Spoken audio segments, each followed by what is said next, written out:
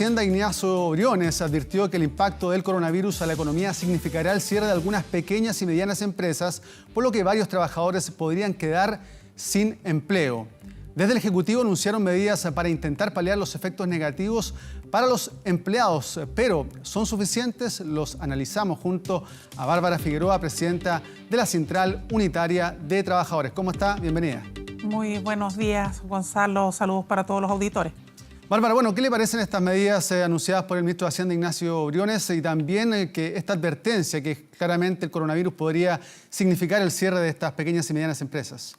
Creo que es una buena señal porque reconoce algo que ya organismos internacionales como la OIT ha venido señalando, y es que no estamos solo frente a una crisis sanitaria, sino que esta crisis también puede tener un tremendo impacto en la empleabilidad y un tremendo impacto en la economía de no tomarse las medidas certeras y eficaces que nos permitan enfrentar esta pandemia de todos los modos posibles y asumiendo todos los riesgos que esto significa. Es decir, no solamente el dolor de la pérdida de vida, sino que posterior a eso, el dolor de tener a familias sin trabajo, sin ingreso o, como nos está ocurriendo en algunos casos hoy día ya, con trabajadores y trabajadoras que tienen que optar entre cuidar su salud, resguardar su seguridad o tener ingresos, recibir su salario.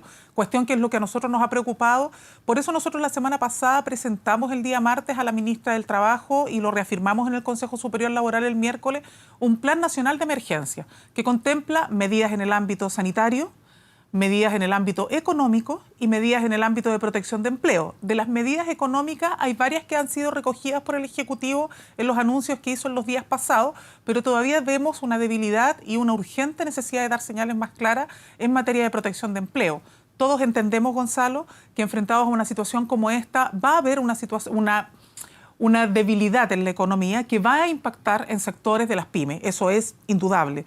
Lo que nosotros decimos es que eso también tiene que ser no solo protegiendo y garantizando que ciertos servicios y sectores puedan seguir subsistiendo, sino que también asegurar con ello que los puestos de trabajo no se van a perder, porque si no tenemos liquidez, si no hay recursos, si los trabajadores no tienen ingresos, obviamente que la economía local, la economía nacional, tiene mayor posibilidad de desacelerarse, porque no va a haber quien consuma.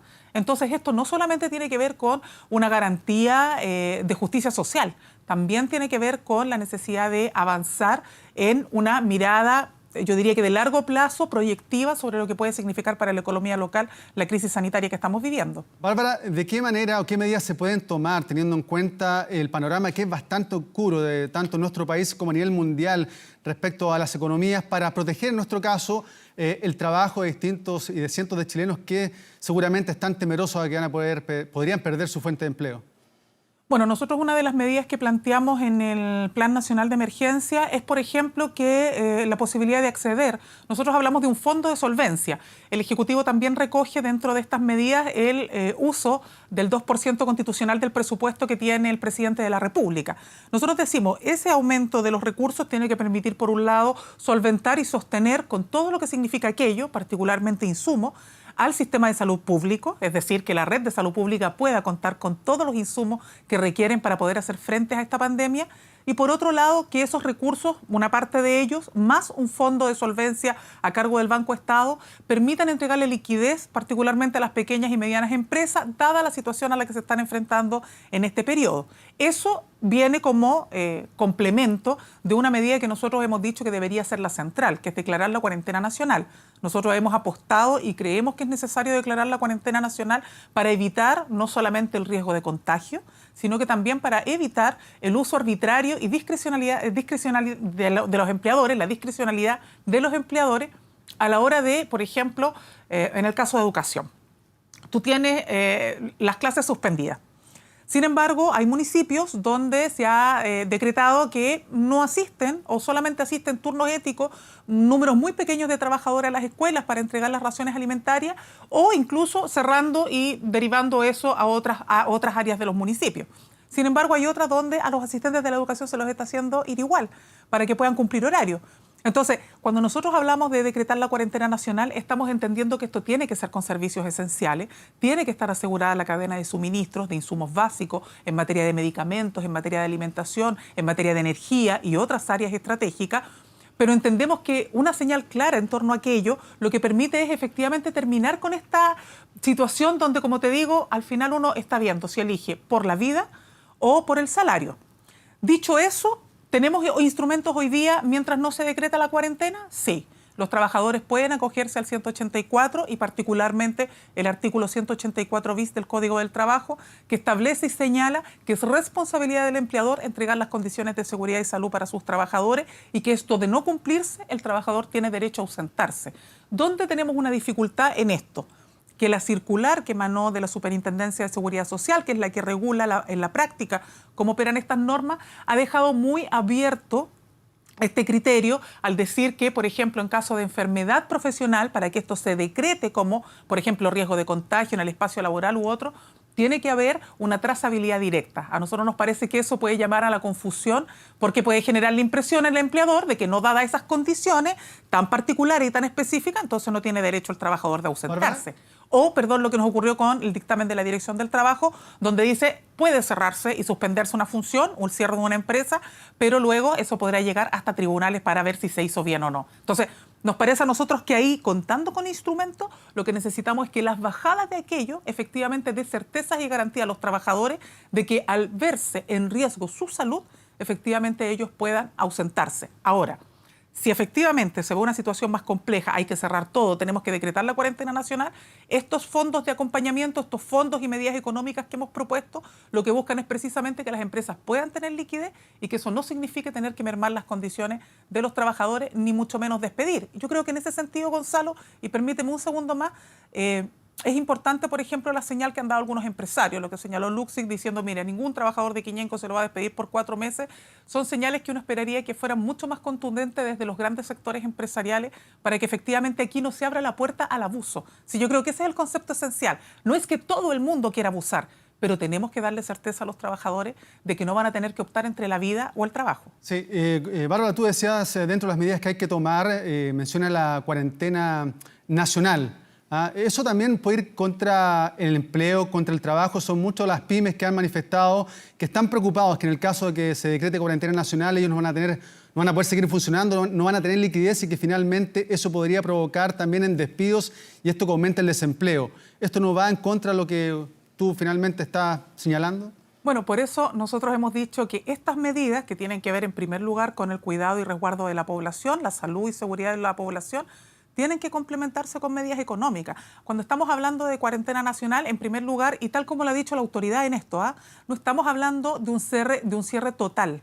Acá hay áreas estratégicas que no pueden detenerse. Y en eso ha habido incluso conciencia de los trabajadores. Nosotros estuvimos la semana pasada, dimos un punto de prensa incluso con los trabajadores del comercio, precisamente porque ellos entienden el rol que juegan hoy día y la importancia de asegurar la cadena de suministro, sobre todo en alimentación, porque de lo contrario se genera más angustia en la población. Y eso todos lo entendemos y todos lo sabemos.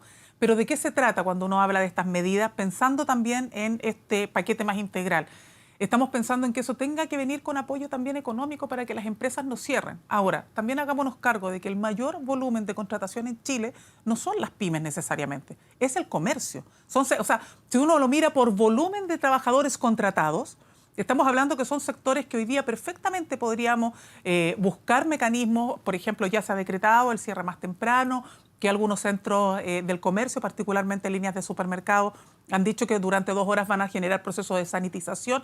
Es decir, aquí uno puede ir buscando complementos. Lo que nosotros hemos tratado de señalar es que lo que no puede ocurrir es que estemos sujetos al arbitrio y la disposición y voluntad solo del empleador, porque eso finalmente lo que genera es más incertidumbre en el trabajador. Puede decir, bueno, supero esta crisis, supero la situación de angustia, pero mañana, por ejemplo, finalmente van a cerrar los locales. Efectivamente, no es eso lo que queremos. Pero para que eso no ocurra, tenemos que mirar el paquete integral con medidas que resguarden en materia sanitaria a la población y medidas que en términos económicos estén estrechamente vinculadas a la protección del empleo. Otro ejemplo que quizás es muy básico, pero como para que se entienda. ¿Cómo generamos, por ejemplo, hoy día una conciencia en sectores donde muchas trabajadoras de casa, trabajadoras domésticas, trabajadoras que lo que tradicionalmente se denominan las nanas, las están haciendo ir igual, pese a que hay sectores donde ya está implementado el teletrabajo y donde no hay ningún requerimiento de que ellas asistan? ¿Por qué se hace eso? porque tenemos un nivel de inconsciencia que no solamente tiene que ver con no cuidar la salud y seguridad del entorno, de la población, de los trabajadores, sino que también de que creemos que aquí hay labores que no se tienen por qué suspender, porque en realidad no es tan crítica la situación. Nosotros decimos cuidado, cuidado. La situación no solamente tenemos que mirarla desde la crisis sanitaria, insistimos, es en primer lugar la tarea, no lo dudamos, pero también tenemos que mirar estos otros factores. Está bien, puede que yo necesite que me apoyen en el hogar, pero tiene que ir la persona todos los días, pese a que nosotros o la familia está toda en la casa en cuarentena, que tiene el derecho a poder hacer la cuarentena. A eso nos referimos cuando decimos acá las medidas tienen que tener un grado de justicia social que puedan impactar en todo. Eso no significa abandonar a nadie, ni a las pequeñas, ni a las micro, ni incluso en un periodo más crítico y en una situación más compleja a las grandes empresas, pero tampoco abandonar a los trabajadores y trabajadoras a su suerte y a la discrecionalidad de los empleadores. Ahora también te quería preguntar por estas imágenes que vimos durante esta mañana en distintos puntos, los paraderos del sistema red de transporte y también en el metro de Santiago. Mucha gente aglomerada, se ha hablado mucho de teletrabajo, de flexibilidad laboral, pero hoy día se vio mucha gente muy junta en un espacio reducido donde finalmente no se respetaba el 1,5 metros de distancia que está pidiendo la autoridad sanitaria porque la gente está trasladando a sus lugares de trabajo y finalmente se encontró que el sistema de transporte está funcionando hoy día desde más tarde, desde las 6:30, el sistema red y también a las 7 de la mañana el metro. Esto se va a repetir en los próximos días también. ¿Qué te parece a ti estas imágenes que vimos en la mañana? O sea, son preocupantes. A eso nos referimos nosotros cuando acá uno tiene que ser capaz de evaluar qué nivel de eficacia tienen las medidas que se están decretando y de qué manera entonces hay que perfeccionarlas. ¿Por qué? Por ejemplo, acá se ha puesto mucho énfasis en el debate de teletrabajo. De hecho, se apuró la tramitación del proyecto de ley sin discusión, pese a las críticas que habíamos hecho las organizaciones sindicales del proyecto de teletrabajo. Y la realidad indica que no es la gran mayoría de los trabajadores los que puede funcionar bajo esa modalidad. De hecho, el trabajo a distancia no solamente es para los sectores administrativos, porque tú tienes un mundo, por ejemplo, de trabajadores que están en oficinas, que trabajan en labores más administrativas, pero que sus sistemas para conectarse son intranet. Entonces no es que pueda decir, mira, yo me llevo la pega para la casa, tienen que ir a su puesto laboral igual. Entonces, si uno mira, los grandes volúmenes de trabajadores se concentran en sectores del comercio, sectores de la industria, bueno, sectores de la construcción, algunos sectores de la industria, evidentemente que en ámbitos también como la minería, sobre todo en las regiones, trabajo informal. Entonces, ahí no hay una respuesta a través del teletrabajo. Por eso, por ejemplo, ahí es clave medidas como los horarios de ingreso diferido. Sin eso, siempre, independientemente de que tú establezcas un horario de toque de queda, siempre vas a tener la aglomeración. ¿Por qué? Porque los trabajadores tienen que presentarse a la hora X, ¿no? Mira, tengo que estar a las 9, tengo que estar... O sea, si en eso no avanzan en flexibilidad los empleadores, evidentemente que vamos a tener siempre una ventana para que, pese a las medidas, estas no terminen siendo eficaces. Por eso nosotros hemos dicho, cuando tú tienes no solamente en el caso del mundo del trabajo, pero graficado en lo que nos toca a nosotros, ¿no? Que es la defensa de los intereses de los trabajadores.